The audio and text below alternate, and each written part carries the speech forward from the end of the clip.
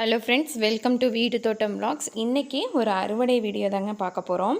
முதல் அறுவடை பார்த்திங்க அப்படின்னா கத்திரிக்காய், ராம கத்திரிக்காய். இப்படி இந்த கத்திரிக்காய் பார்த்திங்கன்னா கொத்து கொத்தாக பிடிச்சிருக்கு. இப்போ வரைக்கும் பார்த்திங்கன்னா எந்த ஒரு புழுக்களுமே இல்லைங்க. நம்ம வீட்டில் பார்த்திங்கன்னா 4 வெரைட்டி கத்திரிக்காய் இருக்குங்க. இது வந்து ராம கத்திரிக்காய், அடுத்தது உஜாலா நீட்டு கத்திரி, உஜாலா குண்டு கத்திரி, அடுத்தது பவானி குண்டு கத்திரி. இந்த மாதிரி 4 வெரைட்டியில் இருக்குங்க.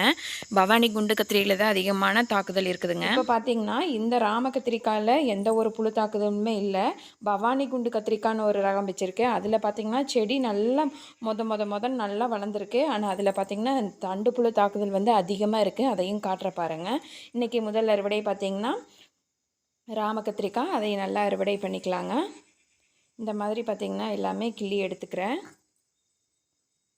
இது மற்ற கத்திரிக்காய் விட இந்த கத்திரிக்காய் வந்து இப்படி கையில் பொறிக்கிறது பார்த்திங்கன்னா இப்படி தொட்டாலே வந்துடுது. மற்ற கத்திரிக்காய் ஒவ்வொரு கத்திரிக்காய் பார்த்திங்கன்னா அந்த காம்பு இருக்கிற இடத்துல பார்த்திங்கன்னா முள் இருக்கும், பார்த்து தான் பொறிக்கணும். அப்படி இருக்கிறதெல்லாம் பார்த்திங்கன்னா நம்ம சிசர் வச்சு தான் கட் பண்ணி எடுக்கணும். இந்த கத்திரிக்காயில் பார்த்திங்கன்னா அந்த மாதிரி முள்ளெல்லாம் இல்லை.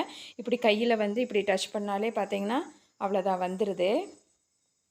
நல்லா கொத்து கொத்தாக பிடிச்சங்காட்டியே என்னன்னு தெரியல. ஆனால் வந்து சும்மா இழுத்தாலே வந்துடுதுங்க. இன்றைக்கி பார்த்திங்கன்னா ஒரு 1/4 கிலோ அளவுக்கு கொஞ்சம் அதிகமாகவே இருக்குது. இந்த மாதிரி பார்த்திங்கன்னா நல்லா கொத்து கொத்தாகவும் பிடிச்சிருக்கு காய்கள். ஒரு 5 செடி தான் வச்சுருக்கேன். அதே பார்த்திங்கன்னா ஒரு வீட்டில் 4 பேர் இருந்தாங்கன்னா அவங்களுக்கு தொடர்ந்து காய்கள் வந்து எடுத்துக்கிட்டே இருக்கலாம். ஒரு வாரத்தில் ஒரு 3 டைம் வந்து நம்ம அறுவடை பண்ணிடலாம். அந்தளவுக்கு வந்து செடிகள் வந்து நல்லா வந்துட்டுருக்கங்காட்டி காய்கள் பார்த்திங்கன்னா நிறைய இருக்குது. இன்றைக்கி கத்திரிக்காய் அறுவடை பண்ணியாச்சு. அடுத்தது பார்த்திங்க அப்படின்னா பீக்கங்காய் பார்த்திங்கன்னா இன்றைக்கி ஒரு 4 காய் இருக்குது. அதையும் அறுவடை பண்ணிக்கலாம். பீக்கங்காய் பார்த்திங்கன்னா இன்றைக்கி கொஞ்சம் கம்மியாக தான் இருக்குது. நான் ஒரு 2 நாளைக்கு முன்னாடியே பார்த்திங்கன்னா காய்கள் நல்லா முத்துற ஸ்டேஜில் இருந்தது. அதனால் நான் வந்து இடையிலேயே அறுவடை பண்ணிட்டேன். இப்போ அறுவடை பண்ணுறதுக்கு இருக்கிற காய்கள் மட்டும் நான் வந்து அறுவடை பண்ணியிருக்கேன். இப்போ பார்த்திங்கன்னா ஒரு 4 காய் இருந்தது, அதையும் அறுவடை பண்ணிட்டேன். அடுத்த அறுவடை பார்த்திங்க அப்படின்னா பாகக்காய்ங்க. பாகக்காய் பார்த்திங்கன்னா குட்டை பாவக்காய் தான் இருக்குது. நீட்ட பாவக்காயில் பார்த்திங்கன்னா ஃபுல்லாக அந்த பொறிவண்டு வந்து விழுந்து அந்த செடியை வந்து எல்லாம் காலி ஆயிடுச்சு. இப்போ பார்த்திங்கன்னா குட்டை பாவக்காய் அறுவடை கொடுத்துட்ருக்கு. அதுலேயும் பார்த்திங்கன்னா ஒரு 4-5 காய் இன்றைக்கி இருக்குது. அதை எல்லாமே அறுவடை பண்ணிக்கலாம். நான் வந்து லைனாக என்னென்ன காய்கள் இருக்கோ அது எல்லாமே வந்து அறுவடை பண்ணிட்டு போகிறேன். அங்கங்கே பார்த்திங்கன்னா எல்லாமே கலந்து நான் வந்து நட்டு வச்சுருக்கேன் செடிகள். அதனால் பார்த்திங்கன்னா இப்போ பாவக்காய் அப்படின்னா அது வந்து போய் பறிச்சிட்டு வர்றதுக்கு பார்த்திங்கன்னா வீடியோ அப்படி எடுத்துகிட்டு இருந்தோம் அப்படின்னா லேட் ஆயிடுது. இப்போ லைனாக நம்ம என்னென்ன காய்கள் வந்து முத்தி இருக்குதுன்னு பார்த்து நம்ம அறுவடை பண்ணோம் அப்படின்னா கொஞ்சம் சீக்கிரமாக அறுவடை முடிஞ்ச மாதிரி இருக்குது. அடுத்த அறுவடை பார்த்திங்க அப்படின்னா தக்காளி பார்த்திங்கன்னா மயில் வந்து கொத்துறக்க ஆரம்பிச்சிருது. கொஞ்சம் நம்ம இன்றைக்கி முகப்பழுப்பாக இருக்கிறத ஃபுல்லாகவே எடுக்க போகிறோம். பார்த்திங்கன்னா தெரியும், பக்கத்தில் இதுக்கு முன்னாடி காட்டினேன் இல்லைங்களா, அந்த செடியில் ஒரு பழம் வந்து மயில் கொத்திருச்சு. ஒரு 2 பழம் பக்கம் இன்றைக்கி வேஸ்ட் ஆகிடுச்சு. நம்ம எவ்வளோ தான் வந்து காவல் இருந்தாலும் மயில் வராமல் பார்த்துக்கலாம் அப்படின்னு சொல்லி இருந்தாலுமே பார்த்திங்கன்னா முன்னாடி தான் பார்த்திங்கன்னா வீட்டு தோட்டம் பார்த்திங்கன்னா என்னோடய வீட்டை சுற்றியும் தான் வச்சுருக்கேன். அதுலேயுமே பார்த்திங்கன்னா எப்படி இருந்தாலும் சரி நம்ம வீட்டுக்குள்ளே இருக்கிற நேரத்தில் பார்த்திங்கன்னா அது வந்து அழுகாமல் கொத்திட்டு போயிடுது. இப்போ பார்த்திங்கன்னா ஒரு 2 பழம் வேஸ்ட் ஆகிடுச்சு. மீதி பார்த்திங்கன்னா ஒரு 1/2 கிலோ அளவுக்கு இருக்குது. இன்றைக்கி பார்த்திங்கன்னா கொஞ்சம் எல்லாம் பழுக்கிற ஸ்டேஜில் இருக்கிறத ஃபுல்லாகவே நான் வந்து அறுவடை பண்ண போகிறேன். இன்றைக்கி பார்த்திங்கன்னா ஒரு 1/2 கிலோவுக்கு கிட்ட இருக்கும். எல்லா காய்களுமே பார்த்திங்கன்னா எல்லாம் அறுவடை பண்ணிவிட்டேன். தக்காளி ஃபுல்லாக.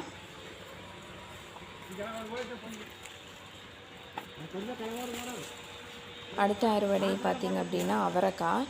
இன்றைக்கி அவரைக்காய் பார்த்திங்கன்னா ஒரு 1 கிலோ பக்கமே இருக்குங்க. அவ்வளோ காய்கள் இருக்குது. அதை எல்லாமே அறுவடை பண்ணிக்கலாம். நம்ம வீட்டு தோட்டத்தில் பார்த்திங்கன்னா செடி அவரையும் இருக்குது, கொடி அவரையும் இருக்குது. இது பார்த்திங்கன்னா செடி அவரையில் பார்த்திங்கன்னா நல்லா விளைச்சல் கொடுக்குங்க. நல்லா கொத்தாக பார்த்திங்கன்னா காய்கள் வந்து பிடிக்கும். செடி அவரையில் மேக்ஸிமம் பார்த்திங்க அப்படின்னா காய்ப்புழுக்கள் தான் அதிகமாக வரும். அந்த பச்சை புழு மாதிரி இருக்கும். அந்த புழுக்கள் பார்த்துட்டோம் அப்படின்னாலே போதும், அதை கட்டுப்படுத்தி கொண்டு வந்தாலே போதும். வேறு எதுவுமே பண்ண வேண்டியது இல்லைங்க. வேப்பெண்ணெய் வந்து கரைசல் தெளித்தாலே போதும். அந்த செடி அவரையில் பார்த்திங்கன்னா வேறு எந்த பிரச்சனையுமே இருக்காது. அப்புறம் பார்த்திங்கன்னா அசுவினி வரும். முதல் வந்து இந்த பச்சை புழுக்கள் வந்து அதை கண்ட்ரோல் பண்ணாலே போதுங்க. அடுத்தது அசுவினி அது வந்து வெயில் காலத்தில் தான் வரும். இந்த மாதிரி மழை காலத்தில் அதிகமாக வராது. இந்த செடி அவரையோட இலையில் பார்த்திங்கன்னா ஓட்டையாக இருந்தது அப்படின்னாலே கண்டிப்பாக புழுக்கள் வந்து உள்ளே இருக்குதுன்னு அர்த்தம். அது நம்ம கரெக்டாக அதை பார்த்தோன்னதையுமே அந்த வேப்பெண்ணெய் கரைசல் தெளிச்சிட்டோம் அப்படின்னாலே போதுங்க. மற்றபடி எந்த ஒரு இதுவுமே பண்ண வேண்டியதில்லை. அடுத்தது உரம் கொடுக்கும்போது அப்படி தான் நம்ம இப்போ அறுவடை பண்ணோம் அப்படின்னா வாரத்தில் ஒரு 2 வாரத்துக்கு ஒரு டைம் கொடுத்தா கூட போதும். நான் வந்து மக்கிய மாட்டுச்சாணம் கொடுக்கறதுனால 15 நாள் இல்லைன்னா மாதத்தில் ஒரு டைம் இந்த மாதிரி மட்டும்தான் கொடுப்பேன். காய்கறி கழிவு உரம் கொடுக்குற அப்படி இருந்தது அப்படின்னா 2 வாரத்தில் ஒரு டைம் கொடுக்கலாங்க. அதுக்குமே பார்த்திங்கன்னா நல்ல ஒரு விளைச்சல் இருக்குது. என்னுடைய வீட்டு தோட்டத்தில் மேக்ஸிமம் பார்த்திங்கன்னா மக்கிய மாட்டுச்சாணம் தாங்க யூஸ் பண்ணிகிட்ருக்கேன். நான் வந்து செடி நடுறதுக்கு முன்னாடியே பார்த்திங்கன்னா மண்ணை கலந்து விட்டுட்டு 15 நாள் கழித்து தான் நான் செடியே நடுவேன். அதனால தான் பார்த்திங்கன்னா இந்த அளவுக்கு விளைச்சல் என்னால் எடுக்க முடியுது. இப்போ பார்த்திங்கன்னா மழை பெய்யறக்கு ஆரம்பித்ததுனால இந்த பூக்கள் வந்து அவ்வளோக்கா நிற்காது. அந்த பூக்கள் வந்து அப்படியே செடியிலேயே வந்து அழுகி போயிடும். அப்படியே பார்த்திங்கன்னா அந்த தண்டுலேயே பார்த்திங்கன்னா அப்படியே கருப்பு கலரில் ஒட்டியிருக்கும். நம்ம அதெல்லாம் பார்த்து கரெக்டாக எடுக்கணும். இப்போவும் பார்த்திங்கன்னா என்னுடைய செடியில் ஒவ்வொரு இலையில் பார்த்திங்கன்னா ஓட்டையாக இருக்குது. காய்ப்புழு வந்து ஒவ்வொரு இதுலேயுமே பார்த்திங்கன்னா இருக்குது. அதுக்கு நான் வந்து இன்றைக்கி வேப்பெண்ணெய் கரைசல் தாங்க தெளிக்க போகிறேன். அறுவடை பண்ணி முடிச்சதுக்கப்புறமா நான் தெளிக்க போகிறேன். பக்கத்துலேயே பார்த்திங்கன்னா 1-2 வெண்டைக்காய் இருக்குது. அதையுமே அறுவடை பண்ணிக்கலாம். வெண்டைக்காய் பார்த்திங்கன்னா இப்போ தான் போட்டு விட்டுருக்கேன். இன்னும் முளைக்க ஆரம்பிக்கலை. போட்டு ஒரு 2-3 நாள் தான் ஆச்சு. அடுத்த அறுவடை பார்த்திங்கன்னா இந்த குண்டு கத்திரிக்காய் தான், உஜாலா குண்டு கத்திரி. இதுவுமே பார்த்திங்கன்னா பழைய செடி தான். இதில் 1-2 காய்கள் இருக்குது. அதையுமே அறுவடை பண்ணிக்கலாம். பக்கத்துலேயே பார்த்திங்க அப்படின்னா நாட்டு தட்டைப்பயிறு இருக்குது. அது போன வீடியோலையும் கூட காட்டியிருந்தேன். அதில் வந்து பூ வச்சு பிஞ்சு வைக்கிறக்கு ஆரம்பிச்சிருக்கு. அதையும் அறுவடை பண்ணும்போது கண்டிப்பாக காட்டுறேன். இது பார்த்திங்க அப்படின்னா பவானி குண்டு கத்திரி.